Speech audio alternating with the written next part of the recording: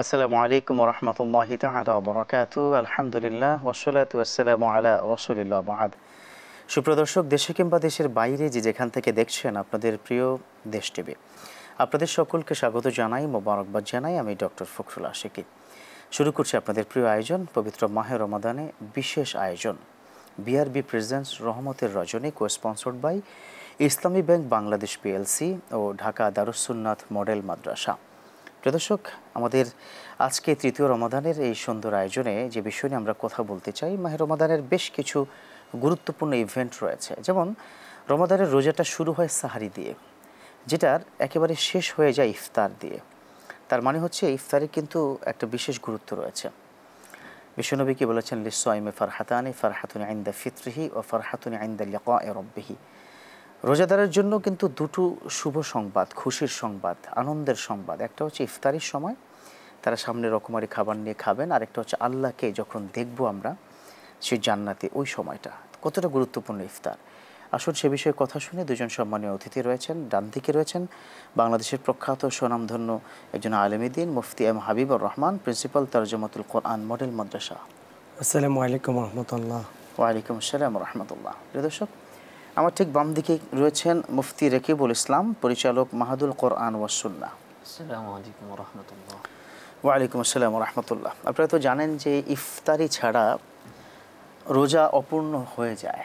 ইফতারি করাটা কিন্তু খুবই গুরুত্বপূর্ণ, শারীরিকভাবে গুরুত্বপূর্ণ। বিশ্বনবীর সুন্নাহকে জিন্দা করা হয়, তাই না? তো আমি শুরুতেই আপনার কাছে যাব, এম হাবিবুর রহমান সাহেব। ইফতার বলতে আমরা কি বুঝি? এই শব্দটা কি আরবি, বাংলা বা এটা দিয়ে আসলে কি বুঝি? ইফতার, আলহামদুলিল্লাহ, বিজ্ঞ উপস্থাপক, আপনাকে ধন্যবাদ জানাচ্ছি। ইফতার হচ্ছে রোজা রাখার পরে সামান্য একটু হালকা খাবারের মধ্য দিয়ে আমরা যে রোজাটা ভাঙি, এটাই হচ্ছে ইফতার। মানে ইফতার শব্দটা আরবি শব্দ, এটা ফিতরন থেকে আসে, তাই তো? ফিতরন থেকে আসে, মানে ভেঙে ফেলা। জি জি। তো এই হালকা খাবারের মধ্য দিয়ে আমরা রোজাটাকে ভাঙি, আর এই ভাঙাটাই হচ্ছে ইফতার। তো রাসূলুল্লাহ সাল্লাল্লাহু আলাইহি ওয়াসাল্লাম ইফতার করতেন তিনি হালকা খাবার। রাসূল সাল্লাল্লাহু আলাইহি ওয়াসাল্লাম বলেছেন, তিরমিজির ব্যাখ্যা এসেছে, আল্লাহ রাসূল সাল্লাল্লাহু আলাইহি ওয়াসাল্লাম খেজুর দিয়ে, তিনি কাঁচা খেজুর অথবা যদি কাঁচা খেজুর না থাকতেন সেক্ষেত্রে তিনি শুকনো খেজুর, এবং শুকনো খেজুরও যখন না পাওয়া যেত তাহলে যেহেতু পানি পবিত্র, সেজন্য রাসূল সাল্লাল্লাহু আলাইহি ওয়াসাল্লাম এই পানি দিয়ে ইফতার করতেন, রোজাটা ভাঙতেন।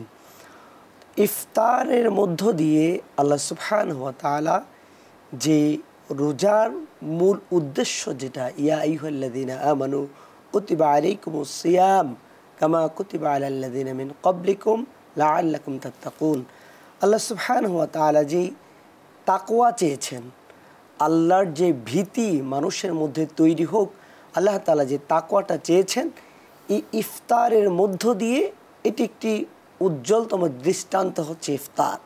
কারণ সারাটা দিন রোজা রেখে, প্রায় 15-16 ঘন্টা ব্যাপী রোজা রেখে উপবাস থেকে মানুষ ইফতারটা সামনে নিয়ে আল্লাহর ভয়ে তারা অপেক্ষমান থাকে, কখন সময় হলো, সময়ের দিকে বারবার তাকায়।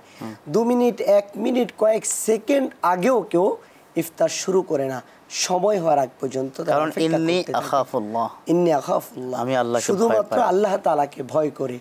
তো আল্লাহ সুবহানাহু ওয়া তাআলা এই রোজাকে ফরজ করেছেন শুধুমাত্র কেবলমাত্র ওয়াত্তাকুল্লাহ, আল্লাহ তাআলাকে ভয় করার জন্য।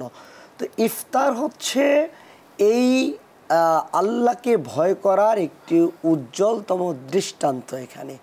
তো আল্লাহ সুবহানাহু ওয়া তাআলা যারা ইফতারের মধ্য দিয়ে আল্লাহকে ভয় করে, আল্লাহ তাআলা তাদেরকে প্রতিদান দিবেন এভাবে। যারা রাসূল সাল্লাল্লাহু আলাইহি ওয়াসাল্লাম বলেছেন যে রোজাদার ব্যক্তির কাছে দুটি আনন্দ, দুটি খুশির সময়, একটি হচ্ছে লিস-সাইমি ফারহাতান, লিস-সাইমি ফারহাতান, ফারহাতুন ইনদা ফিত্রিহি, ফারহাতুন ইনদা ফিত্রিহি ওয়া ফারহাতুন ইনদা লিকাই রাব্বি, যে যখন রোজাদার বান্দারা আল্লাহর কাছে ইফতার করে, এই ইফতারের মুহূর্তটা আল্লাহর কাছে খুবই প্রিয়, খুবই পছন্দ। কারণ এই সময়ে ইফতার পূর্ব মুহূর্তে বান্দা যখন আল্লাহর কাছে ক্ষমা চায়, ইস্তেগফার করে, প্রার্থনা করে, মুনাজাত করে, আল্লাহ সুবহানাহু ওয়া তাআলা এই প্রার্থনাগুলোকে কবুল করে নেন। চমৎকার। এম হাবিবুর রহমান, এবার আপনার কাছে একটু যাচ্ছি মুফতি রাকিবুল ইসলাম। লা ইয়ারুদুদ দুআ ফিল ফিতর, ইফতারের সময় দোয়া আল্লাহ ফেরত দেয় না, এটার কি কারণটা আছে, এমন কি স্পেশালিটি আছে ইফতারের সময় যে দোয়া আল্লাহ ফেরত দেয় না? নাহমাদুহু ওয়া নুসাল্লি আলা রাসূলিহিল কারীম, আম্মা বাদ।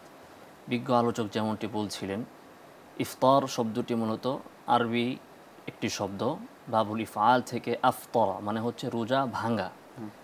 তো ইফতার ওই মুহূর্তটা আল্লাহ তাআলার কাছে অত্যন্ত প্রিয়। দেখুন হাদিসের ভিতরে যেমনটি বলা হয়েছে, আমাদের বিজ্ঞ আলোচকও বললেন, রোজাদারের জন্য দুইটা আনন্দ রয়েছে, লিসাইমি ফারহাতান, ফারহাতুন ইনদা ফিতরি ওয়া ফারহাতুন ইনদা লিকাই রাব্বি।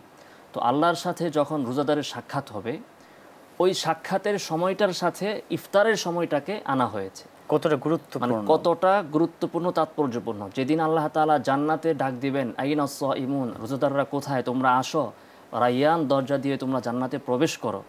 ওই দিনটার যেমন খুশি বলা হচ্ছে যে ইফতার যখন রোজাদার করে ওইটা ওই রকমই। তো এইখানে রোজাদারের এই ইফতারের সময় দোয়াটা এজন্যই কবুল হওয়ার কথা বলা হয়েছে, কারণ রোজা এমন একটি ইবাদত, এখানে কোনো লৌকিকতার কিছু নেই, লোক দেখানোর কোনো বিষয় থাকতে পারে না। আপনি যদি নামাজ পড়েন মানুষকে দেখানোর জন্য হতে পারে, হজ করবেন মানুষকে দেখানোর জন্য হতে পারে, কিন্তু আপনি যখন রোজা রেখেছেন কেবলই আল্লাহ তাআলার জন্য। কারণ আপনি যদি গোসল করার সময় একটু পানি খেয়ে ফেলতেন, এটা কিন্তু আল্লাহ ছাড়া কেউ দেখতো না। তো এই যে সারাটা দিন একমাত্র আল্লাহর সন্তুষ্টির জন্য আপনি পানাহার থেকে এবং অন্যান্য শাহওয়াত থেকে, প্রবৃত্তির তাড়না থেকে বিরত রইলেন শুধুমাত্র আল্লাহ তাআলার জন্য, সেই খুশি যে আপনার, এবং সেই যে আপনার ইখলাস এবং আল্লাহর ভয় তাকওয়া, সেটার প্রতিদান স্বরূপই মূলত হাদিসের মধ্যে এসেছে, ইন্নালিস সাইমি ইনদা ফিতরিহি দাওয়াতুন লা তুরাদ, যে রোজাদারের ইফতারের সময় একটি দোয়া যেটা কবুল করার ব্যাপারে আল্লাহ তাআলা গ্যারান্টি দিয়েছেন। এবং আরেকটি হাদিসে এসেছে যে আল্লাহ রাসূল সাল্লাল্লাহু আলাইহি ওয়াসাল্লাম বলেন, সালাতুন লা তুরাদ্দু দাওয়াতুহুম, তিন ব্যক্তির দোয়া কখনো ফেরত দেওয়া হয় না। এক হচ্ছে আস-সুলতানুল আদিল, ন্যায়পরায়ণ বাদশা।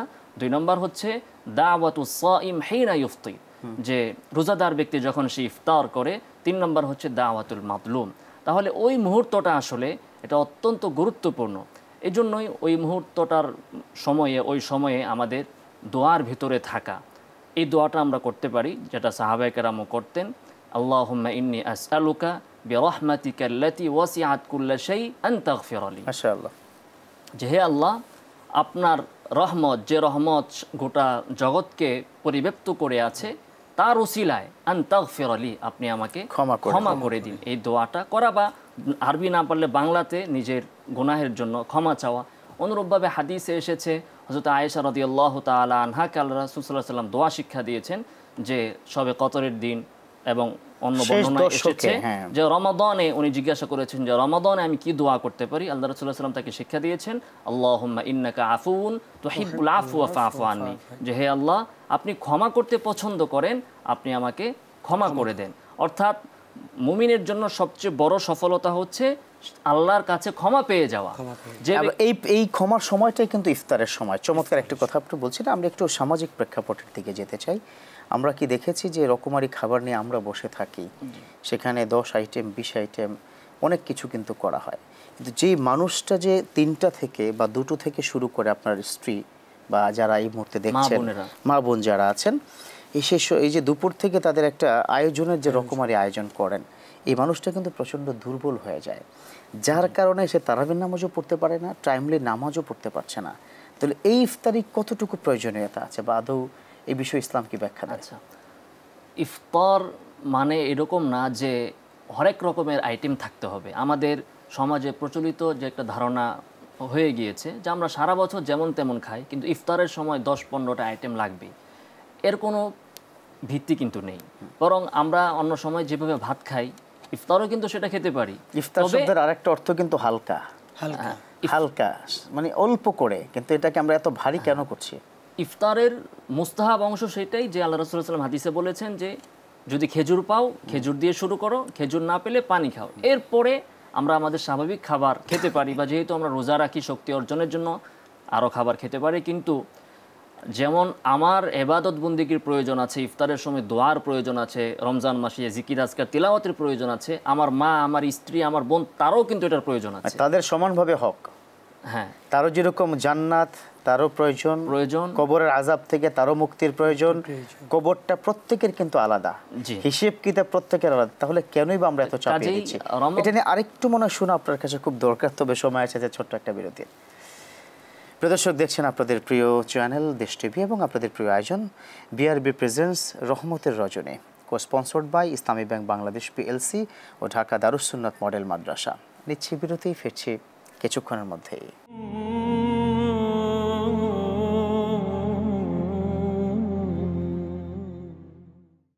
আলহামদুলিল্লাহ প্রিয় দর্শক, ফিরে এলাম বিরতির পর। আমাদের সাথে থাকার জন্য ধন্যবাদ। দেখছেন আপনাদের প্রিয় চ্যানেল দেশ টিভি এবং আপনাদের প্রিয় আয়োজন বিআরবি প্রেজেন্টস রহমতের রজনী, কো-স্পন্সর্ড by Islami bank Bangladesh PLC ও ঢাকা দারুস সুন্নাত মডেল মাদ্রাসা। আলোচনা করছিলাম কিন্তু ইফতার নিয়ে। ইফতারে যখন আমরা বসে যাই তখন পাশের মানুষটি খেয়েছে কিনা, কিংবা আমার সামনে 25 আইটেম, একজন অসহায় মানুষ শুধু বুট আর মুড়ি খাবেন, এই চিন্তাটুকু হয়তো মাথায় আসে না। কিন্তু এটা মাথায় আসা কতটা জরুরি, এই সামগ্রিক বিষয়ে কথা বলছিলাম দুজন মানুষের সাথে, প্রখ্যাত আলেমেদিন ইমাম হাবিবুর রহমান ও মুফতি রাকিবুল ইসলাম। আমি এবার একটু মুফতি রাকিবুল ইসলাম আপনার কাছে জানতে চাইব।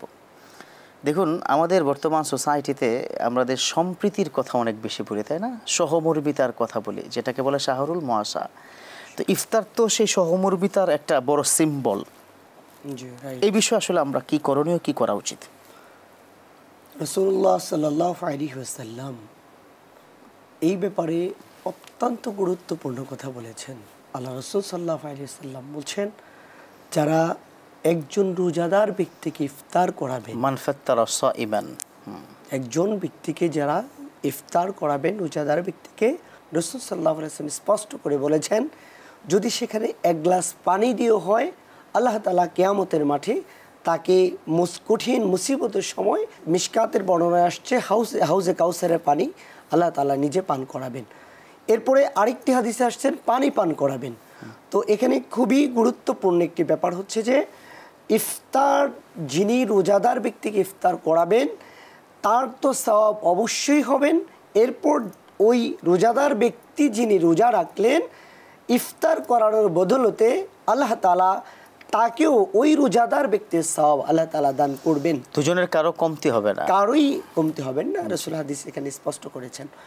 তো সেজন্য আমাদের প্রতি মানুষের উচিত হচ্ছে ইফতারের মধ্যে অনেকগুলো আইটেম বৃদ্ধি না করে, আমার প্রতিবেশীর মধ্যে যারা দুর্বল আছে, যারা অসহায় আছে, গরিব আছে, প্রতিবেশী আত্মীয় স্বজনের মধ্যে যারা আছে, আমাদের বন্ধু স্বজনের মধ্যে যারা আছে, এই সকলকে নিয়ে বা সকলের খোঁজখবর নিয়ে আমরা সম্প্রীতি অর্জন করে পরস্পরের মাধ্যমে সহমর্মিতা বজায় রেখে আমরা ইফতার অংশগ্রহণ করবো। এটা হচ্ছে আমাদের জন্য উচিত। জি জি, চমৎকার আপনি কি বলেছেন। একটু মুফতি রকিবুল ইসলাম আপনার কাছে একটু আসতে চাই। মেডিকেল সায়েন্স ইফতার নিয়ে কিন্তু অনেকগুলো ব্যাখ্যা দিয়েছেন, যদিও আমরা কেউ মানি না। ইফতার সামনে আসলে মেডিকেল সায়েন্স এক পাশে রাখি, বাকি খাবারের পরে মেডিকেল সায়েন্সের কাছে যাই। ইফতারের সময় প্রচণ্ড তৈলাক্ত খাবার খেতে আমরা অনেক বেশি পছন্দ করি। সেই জায়গা থেকে আসলে আমাদের খাবারের মেনুটা কি হওয়া উচিত, নবীজি কিভাবে খেয়েছেন, সাহাবারা কেমন খেয়েছেন, তাবিন এবং তাবে তাবিঈন, খোলাফায়ে রাশেদা পর্যন্ত, এই পর্যায়ক্রমে তাদের ইফতারের মেনুটা আসলে কি ছিল? নাহমাদুহু ওয়া নুসাল্লি আলা রাসূলিহিল কারীম। রাসূলুল্লাহ সাল্লাল্লাহু আলাইহি ওয়াসাল্লামের ইফতারটা কেমন ছিল বা ইফতার কিভাবে করতে হবে সেটা তো আমরা আলোচনা ইতিমধ্যেও করেছি। সেটা হচ্ছে যে আল্লাহ রাসূল বলেন, যার কাছে খেজুর আছে সে খেজুর দিয়ে ইফতার শুরু করবে। অনেকে তো পানি দিয়ে শুরু করে, তাহলে কোনটা সুন্নাত? আল্লাহ রাসূল তো পানি দিয়ে ইফতার করেছেন, খেজুর দিয়ে করেছেন, এখন কোনটা সুন্নাত? হাদিস কিন্তু এইভাবে আছে যে যে ব্যক্তি খেজুর পেল সে খেজুর দিয়ে করবে, যদি খেজুর না পায় সেক্ষেত্রে সে পানি দিয়ে করবে। তো আপনার সামনে যদি খেজুর এবং পানি উভয়টা থাকে, আপনি খেজুর দিয়ে করবেন। চমৎকার। আর যদি আপনার কাছে খেজুর না থাকে সেক্ষেত্রে আপনি পানি দিয়ে করবেন। এটা হচ্ছে মুস্তাহাব, ফরজ না। তো আমরা যেটা নবীজির হাদিস অনুযায়ী, হ্যাঁ, এটা হচ্ছে পানি, খেজুর আর কি দুধ। আল্লাহ রাসূল কি দিয়ে করেছেন? খেজুর, পানি, খেজুর দিয়ে করেছেন। খেজুর না পেলে দ্বিতীয় স্টেপ হচ্ছে না, পুরো ইফতারের আয়োজনটা কি দিয়ে হতো? সাহাবারা কি দিয়ে খেয়েছেন? সাহাবায়ে কেরামের স্বাভাবিক খাবার দাবার তো যেটা ছিল খেজুর, দুধ, পানি, ওনাদের ভেতরে যেরকমটা ছিল। রুটিতে খুব ছিল। হ্যাঁ, ইফতারের ভিতরে এমন কোনো বাধ্যবাধকতা নেই যে শুধু হালকা খাবারই খেতে হবে, বা কোনো ফিকের কিতাবে এমনও কোনো বক্তব্য নেই যে ইফতার আপনি ভারী খাবার খেতে পারবেন না, শুধু খেজুর বা পানি, এরকম কোনো বক্তব্য কোনো ফিকের কিতাবে নেই। যেটা আছে যে শুরুটা কিভাবে হবে, চমৎকার, শুরুটা কিভাবে হবে সেটা আছে। এখন আপনি শুরু করার পরে আপনি বিরিয়ানি খান, সমস্যা নেই, কোনো অসুবিধা নেই, তেহারি খান, সমস্যা নেই, তবে আপনার স্বাস্থ্যের প্রতি অবশ্যই আপনি খেয়াল রাখবেন। মেডিকেল সায়েন্স তো এটাই প্রমাণ করেছে, একজন স্টোমাক সবসময় যখন একটু লম্বা টাইম, আপনি 3 ঘন্টা যখন খাবেন না কিংবা 6 ঘন্টা, তখন স্টোমাকটা কিন্তু একটু ঝিমিয়ে যায়। সেটা যদি 15 ঘন্টা হয় তাহলে পুরোটাই কিন্তু সে রেস্টে চলে যায়। অনেকটা একটা ঘুমন্ত মানুষের মুখে পানি ঢেলে দিলে যেরকম সে লাফিয়ে ওঠে, স্টোমাকটা হঠাৎ করে আমরা যেভাবে গলদকরণ করি, তাতে করে বদহজম এবং অনেক বড় ধরনের সমস্যা কিন্তু এখানে তৈরি হয়। ওকে, আমরা একটু সময়টাকে নির্ধারণ করতে চাই। আজান দেওয়ার পরে একজন মানুষ ইফতার সামান্য খেয়ে নামাজ পড়ে এসে কি খাবে, নাকি তৃপ্তি সহকারে খেয়ে তারপরে যাবে, কোনটা? আসলে এই ব্যাপারে শরীয়ী দৃষ্টিকোণ থেকে কোনো বাধ্যবাধকতা নেই, সীমাবদ্ধতা নেই যে তুমি নামাজের আগে কিছু খেতেই পারবে না, ভারী খাবার, এমন কোনো বাধ্যবাধকতা নেই। বরং হাদিসে তো আছে যে খাবার সামনে রেখে নামাজ পড়াটা মাকরুহ। মানে যদি খাবারের আগ্রহ থাকে, চাহিদা থাকে, খাবারের প্রতি আপনার আগ্রহ থাকে, তো ওই খাবার ফেলে নামাজ পড়াটা মাকরুহ। তা আপনি শুধু পানি খেজুর খেয়ে নামাজে গেলেন, কিন্তু মন রয়ে গেল খাবারের ভিতরে, তাহলে শরীয়ত এটা উৎসাহিত করে। আরেকটা হচ্ছিল আপনার তো শারীরিক চাহিদাটাও তো অনেক বড় বিষয়, আর ইসলামটাকে এত কঠিন করা উচিত, তাইয়াসসিরু ওয়ালা তুআসসিরু বাশশিরু ওয়ালা তুনাফফিরু, তোমরা খবরদার ইসলামটাকে এত কঠিন করে ফেলো না। আমাদের যে প্রচলন আছে যে মাগরিবের আজানের 10 থেকে 15 মিনিট পরে নামাজ পড়া হয়, এর ভিতরে আমাদের মোটামুটি একটা ইফতার হয়ে যায়। আচ্ছা আচ্ছা, খাবারটা হয়ে যায়। আচ্ছা, ইফতার যে যিনি কি রোজা রাখবেন না, তার কি ইফতার খেলে কোনো সওয়াব হবে কিনা?